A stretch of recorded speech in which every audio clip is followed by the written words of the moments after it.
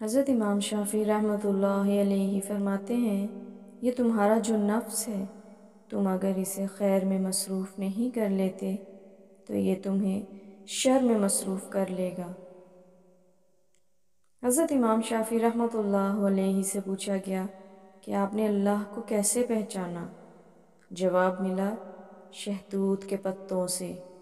جسے بکری کھاتی ہے تو مینگنی بنتی ہیں، ہرن کھاتا ہے تو مشک بنتا ہے، ریشم کا کیڑا کھاتا ہے تو ریشم بنتا ہے۔ کوئی تو ہے جو ایک ہی شے سے مختلف چیزیں بناتا ہے، اور وہ اللہ کے سوا کوئی اور نہیں۔ لوگوں کی باتیں پتھروں کی طرح ہوتی ہیں، اگر ان کو پیٹھ پر لاد لوگے تو یہ پیٹھ ٹوٹ جائے گی، اگر ان کو اپنے قدموں تلے برج بنا لوگے تو ان پر چڑھ کر بلند ہوتے جاؤ گے۔ دل زبان کی کھیتی ہے، اس میں اچھی طرح تخم ریزی کرو، اگر سارے دانے نہ اگ سکیں گے تو پک کر ضرور اگ جائیں گے۔ اللہ تعالیٰ کے راستے پر اگر چل پڑے ہو تو تیز بھاگو۔ تیز بھاگنا اگر کسی وجہ سے مشکل ہے تو آہستہ بھاگ لو۔ اگر چاہتے ہو کہ اللہ تمہارا دل روشن فرما دے تو غیر ضروری گفتگو سے بچو، گناہوں سے بچو، اور کوئی نہ کوئی ایسا عمل خیر ضرور کیا کرو جس کا علم اللہ کے علاوہ کسی کو نہ ہو۔ علم کا مزہ اسے آتا ہے جس نے تنگ دستی میں علم حاصل کیا ہو۔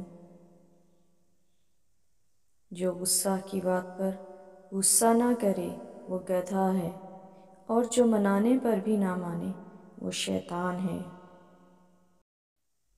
جس طرح بصارت کی ایک حد ہوتی ہے، اسی طرح عقل کی بھی ایک حد ہوتی ہے جہاں وہ ٹھہر جاتی ہے۔ جاہل کو اس بات کا یقین ہوتا ہے کہ وہ عالم ہے، اس لیے وہ کسی کی بات نہیں سنتا۔